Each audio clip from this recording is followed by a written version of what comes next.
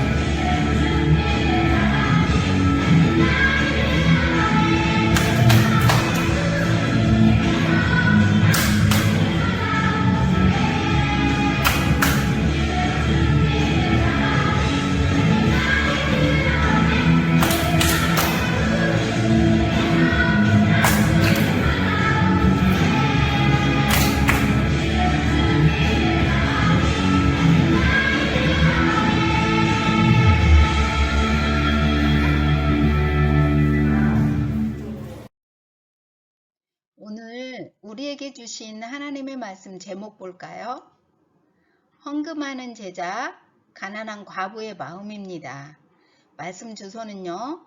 마가복음 12장 41절에서 44절입니다. 말씀을 41절부터 읽겠습니다.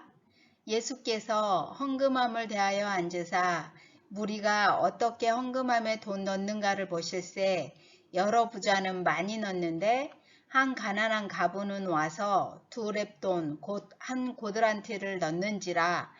예수께서 제자들을 불러다가 이르시되 내가 진실로 너희에게 이르노니 이 가난한 과부는 헌금함에 넣는 모든 사람보다 많이 넣었도다. 그들은 다 그 풍족한 중에서 넣었거니와 이 과부는 그 가난한 중에서 자기의 모든 소유 곧 생활비 전부를 넣었느니라 하시니라. 아멘.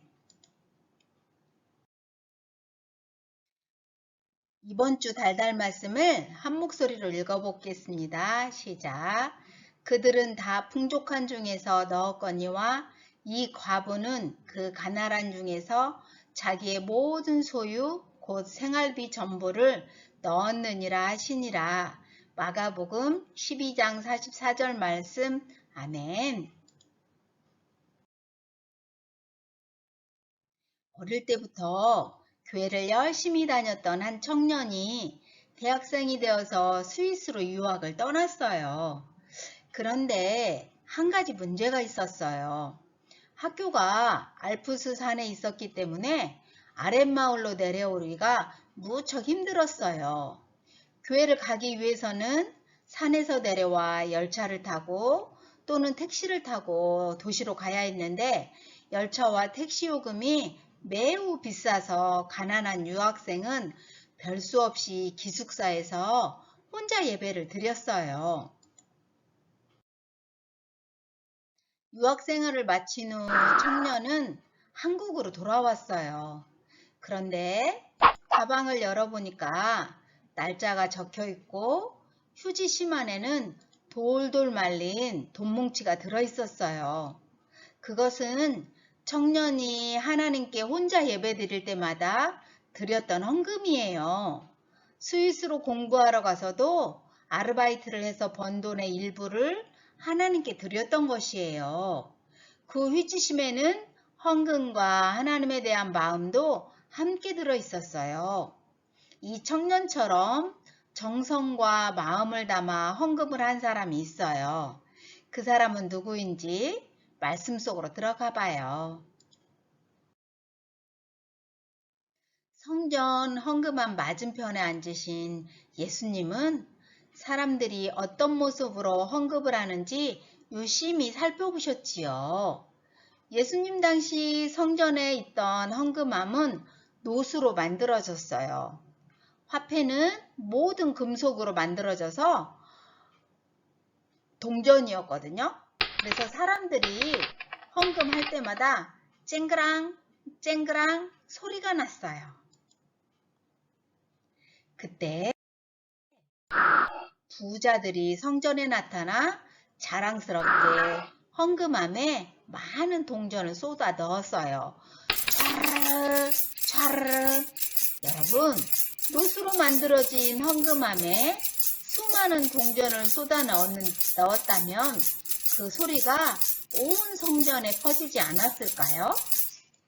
아마 그 소리를 들은 많은 사람들은 부자들에게 이렇게 얘기했을 거예요. 와, 저 사람은 굉장한 부자인가 보다. 맞아. 저렇게 많은 헌금을 하다니 하나님께서 얼마나 기뻐하실까? 잠시 후 한 과부가 성전으로 들어왔어요. 그는요, 동전 2렙돈을 헌금함에 넣었어요. 띵! 띵! 부자들이 헌금할 때와는 달리 아주 볼품없는 소리였어요.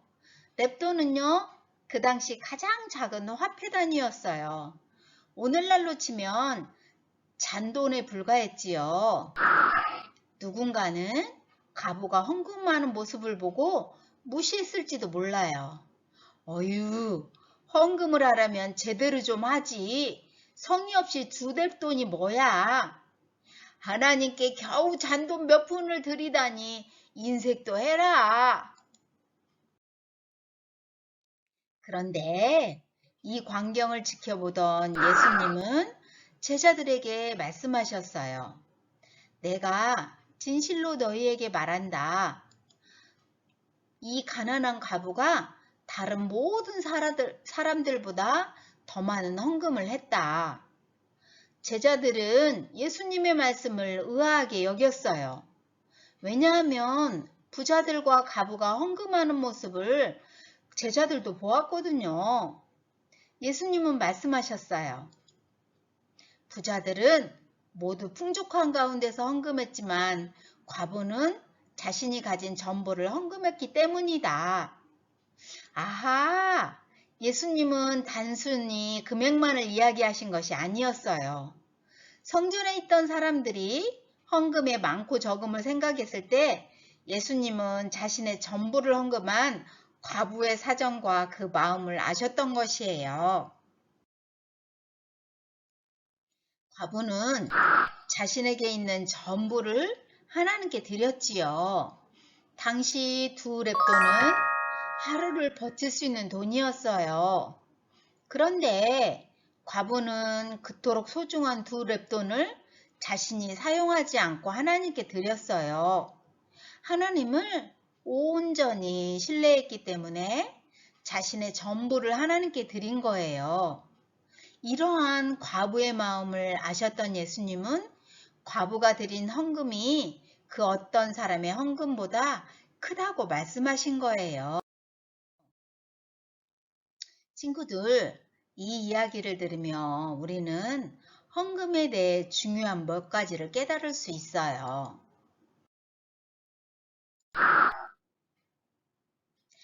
하나는요, 하나님의 마음이에요. 하나님의 마음은 어떤 마음일까요?